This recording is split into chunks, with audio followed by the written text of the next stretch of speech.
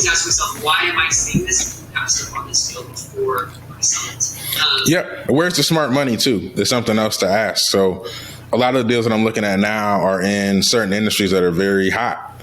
So roofing is very hot. HVAC is very hot. A lot of professional services that kind of mirror utilities are really hot. Online businesses, particularly sort of FBA businesses, are really hot. So like one of the things that I think particularly first-time buyers and entrepreneurs should think, are you with the smart money, right? Or are you looking at investments in businesses that are sort of out of favor, right? And so are you betting with the prevailing winds? And then if you are, if everybody's betting on the roofing company and you're finding one at 2 times EBITDA, you feel good that you're betting in the right industry, right? But what does that say about that particular pony that you're about to try to ride off into the sunset? So there's a lot of thoughts about this that you have to be thinking. Also, check the seller. I'll tell you a great story, right? So I was helping a buyer in Chicago last year. A little bit younger than me. I sort of helped them get into the business. And so they were leveraging our services to run one of their processes. And the seller said, hey, you guys don't need to do a set of legal docs. We already have a set of legal docs drawn up. Our lawyer's already done it. We'll get it over to you right away. QOE started. Week 1 of the QOE. Hey, where's the legal docs? Where's the purchase agreement? We want to review it, have our lawyers review it. Hey, no, it's coming. We're still looking at it. Partner 3 is looking at it. It'll be right. Give us like 48. One of the guys, he's kind of old, senile. He's got to look through it. But keep working on that quality of earnings, though. So like 2 weeks in, 3 weeks in, and I call my client and I'm like, do you still think they have a purchase agreement sitting on a shelf somewhere? Yeah, man, they said it. When I went to go visit, I was like, yeah, I didn't ask that. We're 3 weeks into the quality of earnings. You're the client, but this is what I get paid to do. Do you think somebody paid a lawyer $10,000 to write a set of legal documents that you haven't seen, not 3 weeks after your letter of intent, but 3 weeks after you started your quality of earnings?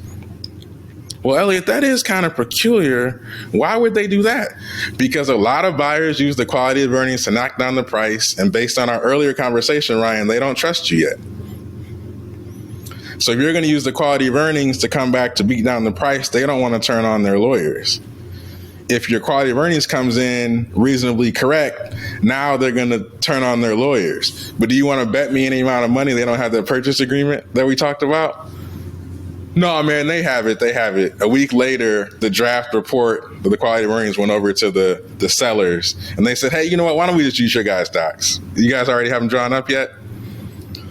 But those are the kind of things that happen in the deal world where the seller's checking you as the buyer.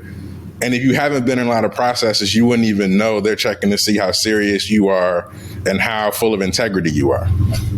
You're racking up costs and you're trying to see it.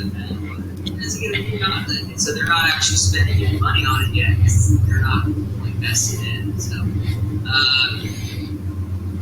when you're looking at these types of deals, you've seen so many deals and just the cadence, the flow of how things are supposed to go.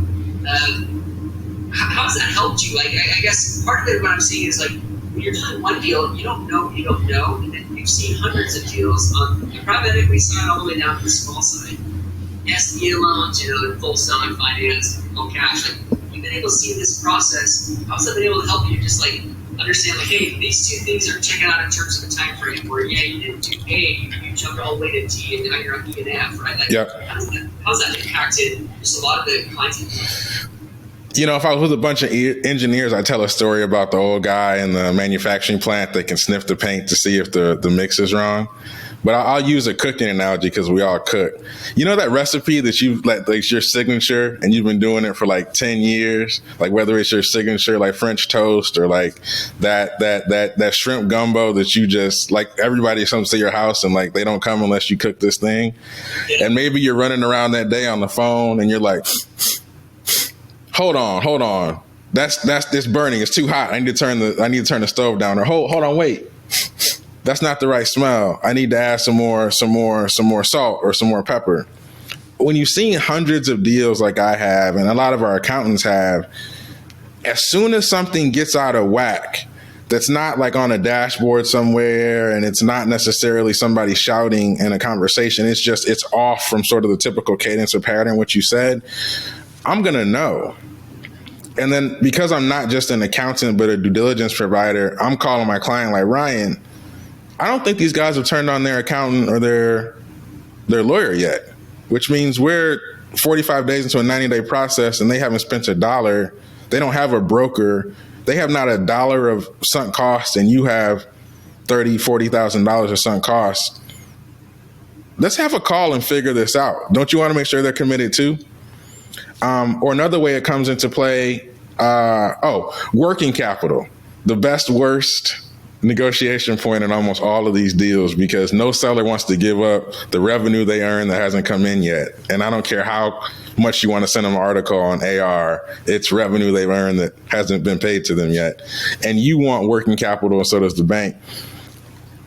When you've been through so many negotiations on that, I can sort of tell you, worst case, you're probably going to end up here. Best case, you're here. It's 5% of your purchase price. I wouldn't die on this point. Kind of push to the middle and keep going. Or the other thing that happens is sometimes the seller is either betting with the fact that the money will come in or against the fact that the money will come in. And depending on that bet, I'll advise my clients differently about how to handle the negotiation. So for instance, if the seller wants to keep all the cash on the balance sheet, but is really comfortable with you taking AR, and some major shift in the business has happened, which might make you think that people's propensity to pay is different, or in this COVID impacted world, they rather have their cash that's hard in the pocket go home. They're a little bit uneasy about what the businesses they're servicing may do in the next 6 months. In that capacity, the working capital negotiation needs to be different. Now, these are deal specific things, but these are things that the muscle memory helps with, right? Because I can see it coming from a mile away, and my clients get the benefit of that.